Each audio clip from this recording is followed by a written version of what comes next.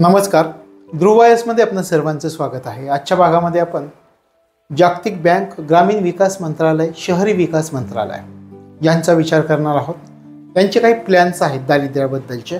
जागतिक बँक तिचा वेगळा रेशो ठरवते. त्यानंतर ग्रामीण विकास मंत्रालयानं सक्सेना समिती नेमलेली होती. शहरी विकास मंत्रालयानं हाशिम समिती नेमली होती. याच्या अगोदर जो आपण अभ्यासला नीती आयोग कार्यदल, त्याच्यानंतर जागतिक बँक आपल्याला माहिती असणं गरजेचं आहे. ग्रामीण विकास मंत्रालय कोणत्या पद्धतीनं दारिद्र्य दूर करण्यासाठी प्रयत्न करतं हे आपल्याला माहिती आहे का. त्यांनी एक समिती नेमलेली होती, NC सक्सेना समिती. त्या समितीने काही पद्धती सुचवलेल्या होत्या, तर त्या पद्धतींचाही आपल्याला विचार करावा लागतो. आणि शहरी विकास मंत्रालयानं सुद्धा एक हाशिम नावाची समिती, SR हाशिम नावाची समिती, की सर्वेक्षण कसं करायचं यासाठी नेमलेली समिती. तर याचा आपण विचार करणार आहोत आजच्या भागामध्ये. सुरुवातीला जागतिक बँकेचा थोडक्यात आपला हा पार्ट होईल. पण जागतिक बँक लक्षात ठेवा, ज्याप्रमाणे आपण ठरवलं वेगवेगळ्या समित्यांनी की भारतातील दारिद्र्य कसं मोजायचं, त्याच पद्धतीनं जागतिक बँक सुद्धा जगातलं दारिद्र्य मोजत आहे आणि त्या माध्यमातून वेगवेगळ्या देशांचं दारिद्र्य सुद्धा मोजत आहे. मग आपल्याला असा विचार करावा लागेल की सुरुवातीला दारिद्र्य मोजण्याचं जे प्रमाण ठरवलं गेलं जागतिक बँकेकडून, तर ते कधी ठरवलं गेलं. त्याचा जर तुम्ही विचार केला तर 1981 मध्ये.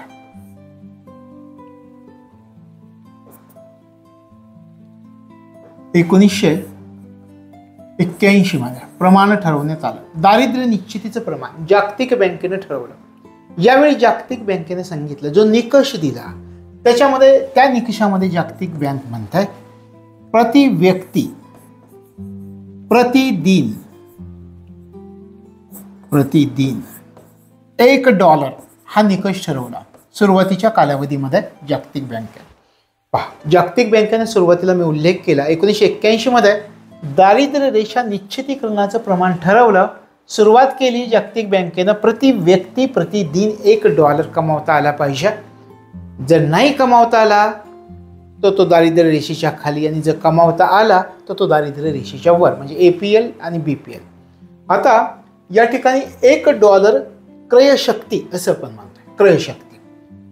क्रयशक्ती परचेसिंग पॉवर पॅरिटी. क्रयशक्ती म्हणजे काय? खरेदी करण्याची शक्ती, याला आपण म्हणतो क्रयशक्ती. उदाहरणार्थ खरेदी करण्याची शक्ती आपल्याकडे किती आहे? $1 समजा 80 रुपयांचा आहे. $1 अमेरिकेमध्ये 1 वडापाव मिळतो.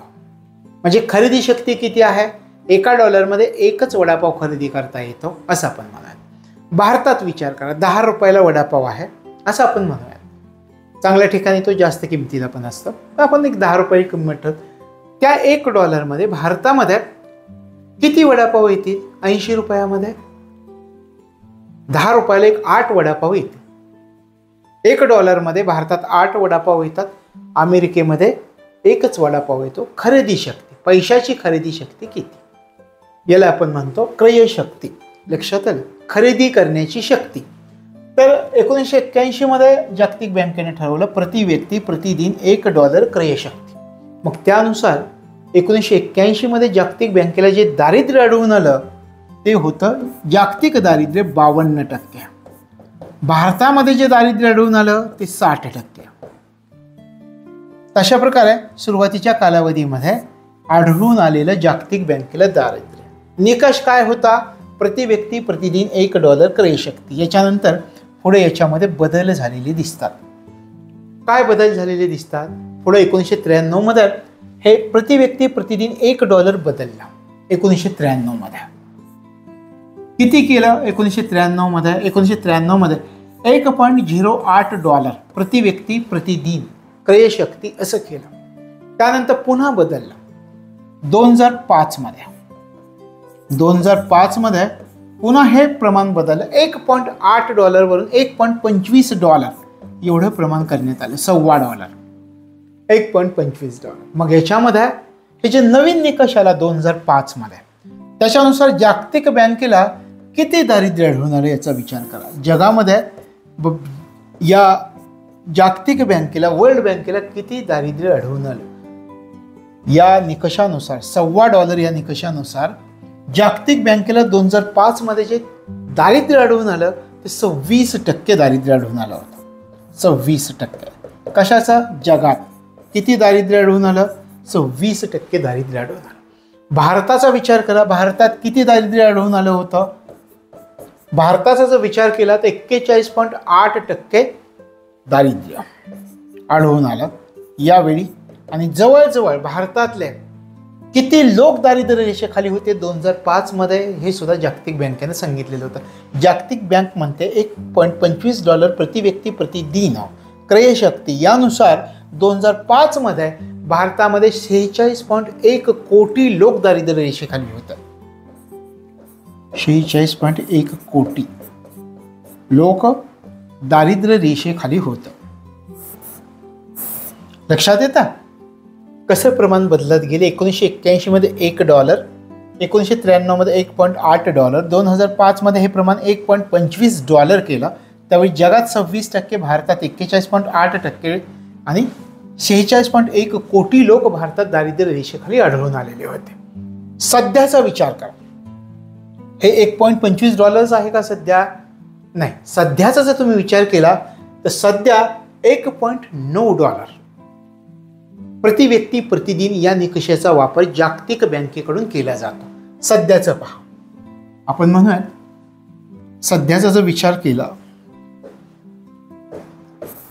आत्ता सध्या म्हणजे आज आपण जी चर्चा करतोय तोपर्यंत किती कोणता निकष आहे?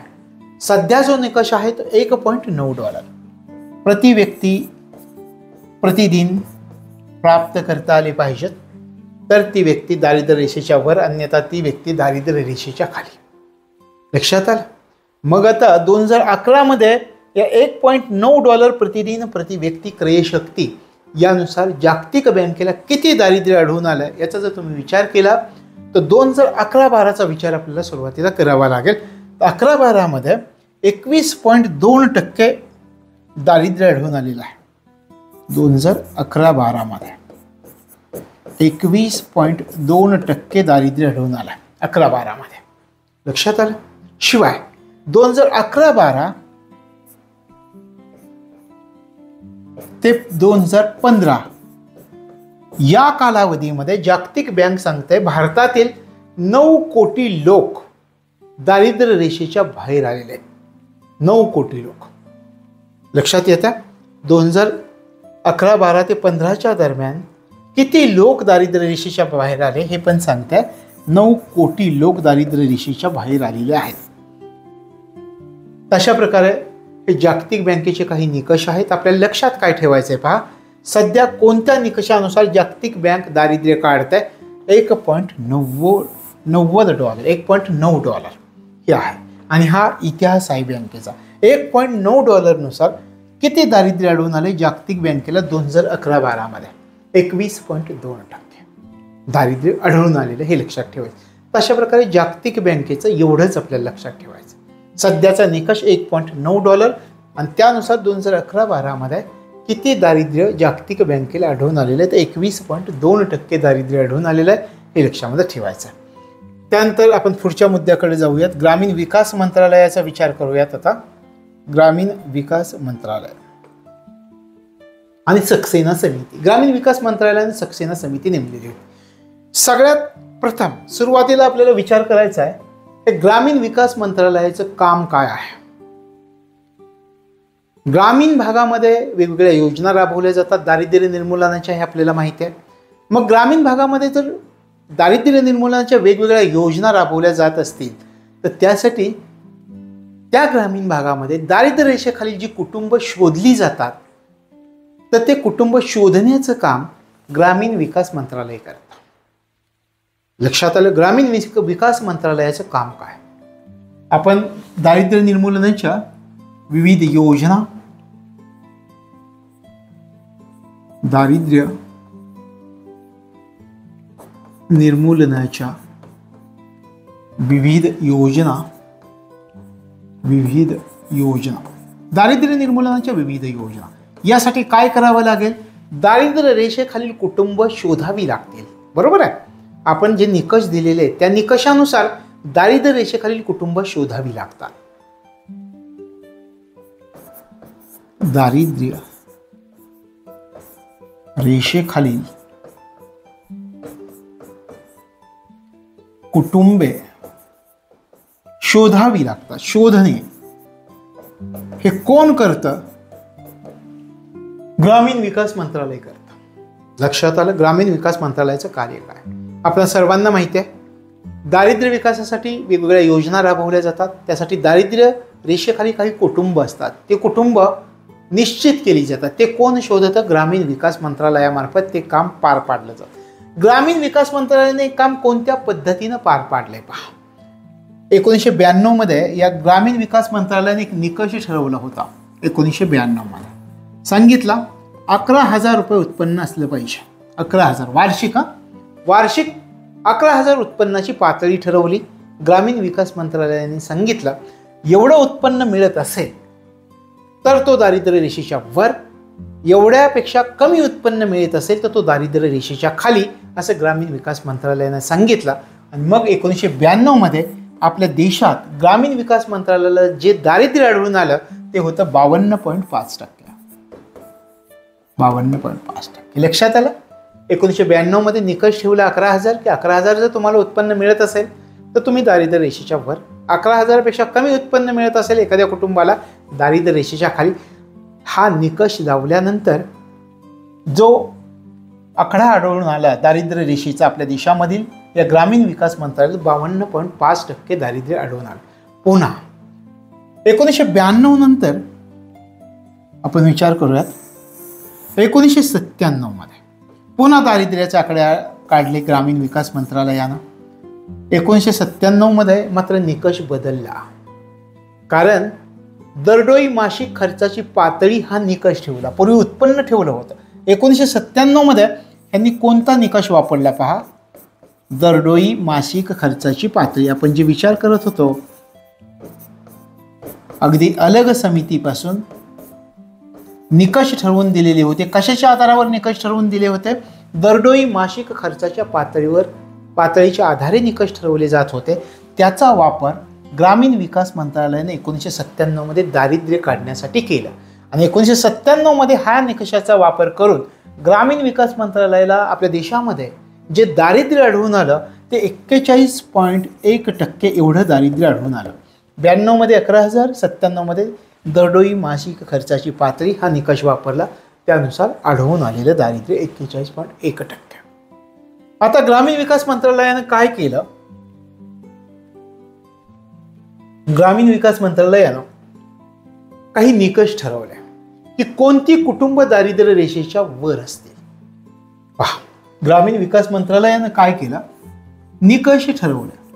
या निकषामध्ये त्यांनी काय सांगितलं की कोणती कुटुंब दारिद्र्य रेषेच्या वर असणार आहे. मग त्यासाठी त्या निकषांमध्ये सांगितलं ज्या कुटुंबाकडं पक्कं घर आहे, ज्या कुटुंबाचं उत्पन्न चांगलं आहे, ज्या कुटुंबाकडं शेतीसाठी जमीन आहे, ज्या कुटुंबाकडं मोठ्या कृषी अवजारं दिसून येत आहेत, ट्रॅक्टरसारखी, मळणी यंत्रासारखी कृषी अवजारं दिसून येत आहेत, तर ही कुटुंब दारिद्र्य रेषेच्या वर समजली जातील, असं ग्रामीण विकास मंत्रालयानं पुढच्या कालावधीमध्ये निकष ठरवले. कोणते निकष वापरले होते हे आपल्यासाठी महत्त्वाचं आहे. पक्कं घर असलं पाहिजे, चांगलं उत्पन्न असलं पाहिजे, चांगले उत्पन्न असलं पाहिजे. त्याच्यानंतर आपण उल्लेख केल्याप्रमाणे कृषी यंत्र असतील, कृषी यंत्र, हे असे काही निकष ठरवले. तर हे निकष असतील तर ते कुटुंब दारिद्र्य रेषेच्या वर समजलं जाणार होतं. लक्षात येत आहे? आता इथून पुढच्या कालावधीमध्ये ग्रामीण विकास मंत्रालयानं सक्सेना समिती का नेमली हे आपल्या लक्षात येतं. पुन्हा काय केलं? या ग्रामीण विकास मंत्रालयानं आपण जो विचार केला तर 2002चा विचार करावा लागतो. ग्रामीण विकास मंत्रालयानं 2002 मध्ये सर्वेक्षण केलं. एक सर्वेक्षण करण्याचा प्रयत्न केला या ग्रामीण विकास मंत्रालयानं. पण मध्येच काय झालं, सर्वोच्च न्यायालयानं एक आदेश दिला आणि त्या आदेशानुसार हे सर्वेक्षण थांबलं. 2002चं सर्वोच्च न्यायालयाच्या आदेशानुसार, आपण म्हणूयात सर्वोच्च न्यायालयाचा आदेश आला या सर्वेक्षणाबाबत आणि हे सर्वेक्षण थांबलं. सर्वोच्च न्यायालयाचा आदेश यानुसार हे सर्वेक्षण 2002चं थांबलं. पण हे सर्वेक्षण मध्येच थांबलं खरं, पण याचा जर विचार केला तर या सर्वेक्षणासाठी त्यावेळी ग्रामीण विकास मंत्रालयानं 13 इंडिकेटर निश्चित केले होते. 13 इंडिकेटर निश्चित केलेले होते. प्रत्येक इंडिकेटरला 4 गुण दिले होते. म्हणजे 13 इंडिकेटरचे 4 गुण धरले तर 52 गुणांची प्रश्नावली निश्चित करण्यात आलेली होती. आणि सांगितलेलं होतं किती गुण पडल्यानंतर ते कुटुंब दारिद्र्य रेषेच्या खाली असेल आणि किती गुण पाहिजेत की ते कुटुंब दारिद्र्य रेषेच्या वर असलं पाहिजे. काय म्हणताय पहा, जर 0 ते 17 गुण असतील, 0 ते 17 गुण, तर ते कुटुंब दारिद्र्य रेषेच्या खाली असणार होतं. कुटुंब आपण या ठिकाणी BPL म्हणूयात, दारिद्र्य रेषे बिलो पॉवर्टी लाईन. किती गुण? 0 ते 17 गुण असतील तर ते कुटुंब BPL असेल. आणि 18 ते 52 जर गुण असतील तर ते कुटुंब APL असणार होतं, दारिद्र्य रेषेच्या वर असणार होतं. अशा प्रकारे 2002 मध्ये एक सर्वेक्षण करण्याचा प्रयत्न केला ग्रामीण विकास मंत्रालयानं. सर्वोच्च न्यायालयाचा आदेश आला. सर्वोच्च न्यायालयाच्या आदेशानं ते सर्वेक्षण मध्येच थांबलं. या सर्वेक्षणासाठी 13 इंडिकेटर निश्चित केले होते ग्रामीण विकास मंत्रालयानं. प्रत्येक इंडिकेटरला 4 गुण दिले होते. एकूण 52 गुणांची प्रश्नावली तयार करण्यात आलेली होती 2002च्या सर्वेक्षणासाठी. त्याच्यामध्ये असं ठरलं होतं की 0 ते 17 गुण असतील तर ते कुटुंब BPL असणार होतं, दारिद्र्य रेषेच्या खाली. आणि 18 ते 52 गुण असतील तर ते कुटुंब APL, दारिद्र्य रेषेच्या वर असणार होतं. अशा प्रकारचे हे होतं. आता याचं काही आपण म्हटलं होतं 13 इंडिकेटर. 13 इंडिकेटर कोणते याचा जर तुम्ही विचार केला तर हे 13 इंडिकेटर हे होते पहा. जमीन, घर, कपडे, अन्न, स्वच्छता, ग्राहक वस्तू, साक्षरता, रोजगार, राहणीमान, शिक्षण, कर्ज, स्थलांतर आणि आधारहीनता, असे 2002ला 13 इंडिकेटर निश्चित केले होते. आता या ठिकाणी एक घटना घडलेली होती. ती घटना काय होती पहा. 2002चं ग्रामीण विकास मंत्रालयाचं सर्वेक्षण मध्येच थांबलं. आपण याचा विचार केला, सर्वोच्च न्यायालयाचा आदेश आला आणि ते सर्वेक्षण मध्येच थांबलं. मग आता पुढचं सर्वेक्षण कसं करायचं असा प्रश्न निर्माण झालेला होता. आणि तो प्रश्न सोडवण्यासाठी पुढच्या सर्वेक्षणाची पद्धत कोणती असावी हे ठरवण्यासाठी ग्रामीण विकास मंत्रालयानं एका समितीची स्थापना केली. त्या समितीला म्हटलं जातं NC सक्सेना समिती. NC सक्सेना समिती. लक्षात आलं? 2002 मध्ये आपण काय म्हटलं, ग्रामीण विकास मंत्रालयानं जे सर्वेक्षण केलं ते सर्वेक्षण सर्वोच्च न्यायालयाने मध्येच थांबवलं. सर्वोच्च न्यायालयाच्या आदेशानुसार ते मध्येच थांबवावं लागलं. मग हे पुढचं सर्वेक्षण कसं करायचं असा प्रश्न ग्रामीण विकास मंत्रालयासमोर निर्माण झाला. मग ग्रामीण विकास मंत्रालयानं हे सर्वेक्षणाची पद्धत कोणती असली पाहिजे पुढची याचा अभ्यास करण्यासाठी एका समितीची स्थापना केली.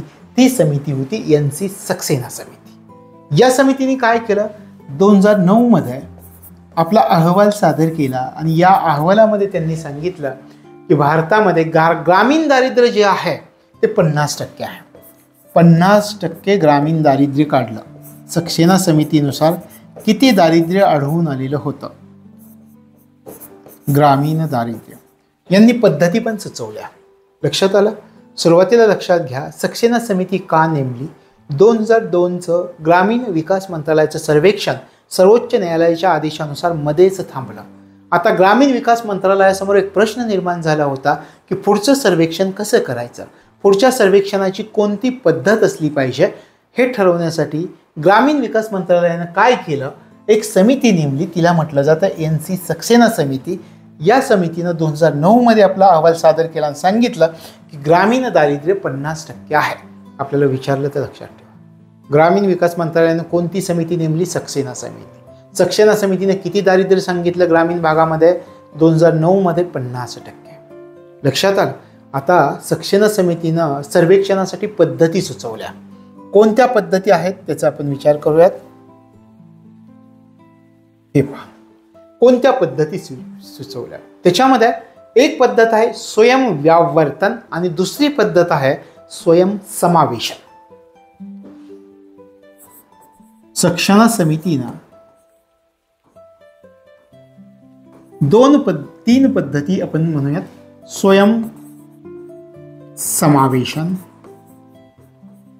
स्वयंसमावेशन आणि 10 मार्कांची एक पद्धत सुचवली. 10 मार्कांची पद्धत. तर हे सुचवलं. सर्वेक्षण कसं असलं पाहिजे. सक्षणा समितीने शिफारशी केल्या, पद्धती सुचवल्या. स्वयंव्यावर्तन, ऑटोमॅटिक एक्सक्लुजन असं म्हटलं जातं. स्वयंसमावेशन, ऑटोमॅटिक इन्क्ल्युजन, म्हणजे स्वयंव्यावर्तन, स्वयंसमावेशन. नावं अवघड आहेत पण अर्थ खूप सोपे आहेत. स्वयंव्यावर्तन म्हणजे काय मी तुम्हाला थोडक्यात सांगतो. या ठिकाणी पहा, आपण थोडंसं विचार करूयात म्हणजे तुम्हाला ते लगेच समजेल.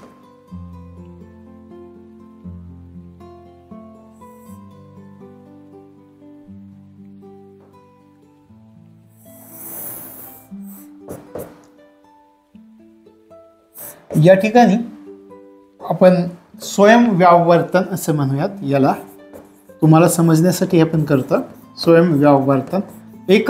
आणि ही संकल्पना जे समजेल ते तुमची कधीच विसरणार नाही. स्वयंसमावेशन म्हणजे काय, हे काय आहे हे अगोदर समजावून घ्या. स्वयंव्यावर्तन, काही कुटुंब अशी होती की ती कुटुंब आपोआप दारिद्र्य रेषेच्या वर समजली जाणार होती. काही कुटुंब आपोआप APL समजली जाणार होती, त्याला म्हणायचं स्वयंव्यावर्तन. काही निकष दिले होते की त्या निकषांनुसार काही कुटुंब आपोआप दारिद्र्य रेषेच्या वर समजली जाणार होती, त्यांना म्हणायचं स्वयंव्यावर्तन. काही निकष असे होते की जे कुटुंब आपोआप दारिद्र्य रेषेच्या खाली समजली जाणार होती, त्यांना म्हणायचं स्वयंसमावेशन, BPL.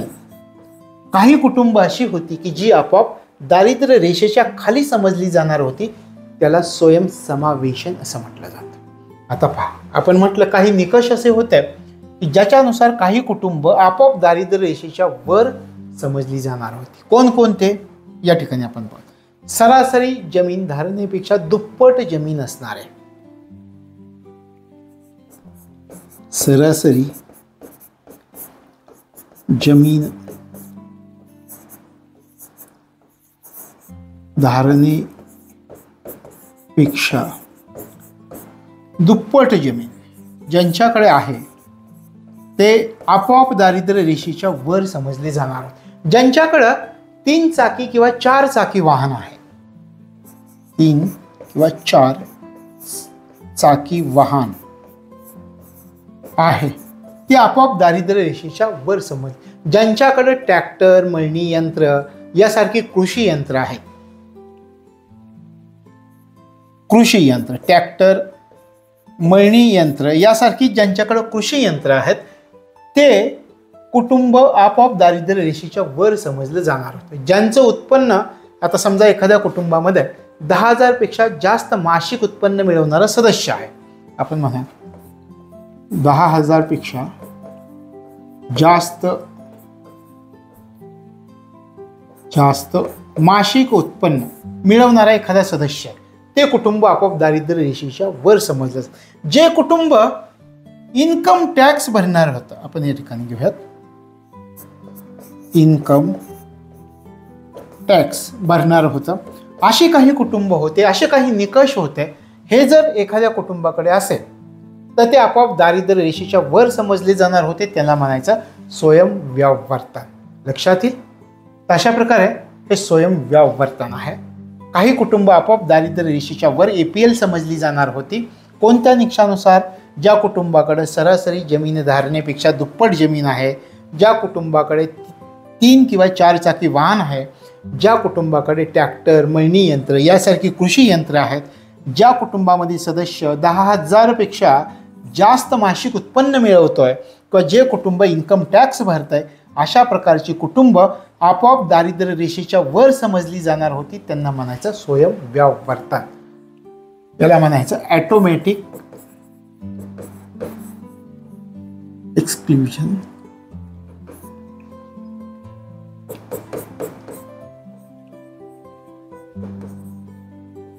स्वयंविवाहवर्तन किंवा ॲटोमॅटिक एक्सक्ल्युजन हे पण लक्षात ठेवा.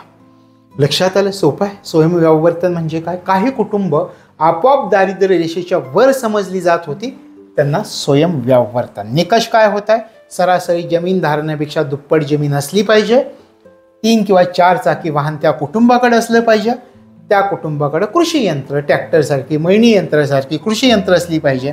त्या कुटुंबातील सदस्य जर 10,000 पेक्षा मासिक उत्पन्न मिळवत असेल, 10,000 पेक्षा जास्त ते कुटुंब, जे कुटुंब इन्कम टॅक्स भरत आहे ते कुटुंब, अशा प्रकारे जर एका कुटुंबाकडे असेल तर ती कुटुंब आपोआप दारिद्र्य रेषेच्या वर समजली जातील. त्याला नाव दिलेलं होतं स्वयंविवाहवर्तन.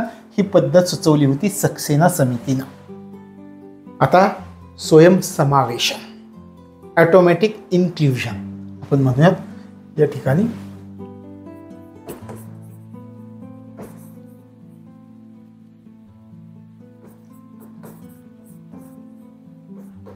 ॲटोमॅटिक इन्क्ल्युजन, स्वयंसमावेशन. या ठिकाणी ज्याप्रमाणे काही कुटुंब आपोआप दारिद्र्य रेषेच्या वर समजली जाणार होती, त्यांना आपण म्हटलं होतं स्वयंविवाहवर्तन. या ठिकाणी काही कुटुंब अशी होती की जी आपोआप दारिद्र्य रेषेच्या खाली समजली जाणार होती, त्यांना म्हणायचं स्वयंसमावेशन. लक्षात आलं? ही पद्धत सुचवली होती या सक्सेना समितीनं. मग कोणते निकष वापरले होते की जी कुटुंब आपोआप दारिद्र्य रेषेच्या खाली समजली जाणार होती? ते कुटुंब निर्देशित मागास जमातीचं असलं पाहिजे. निर्देशित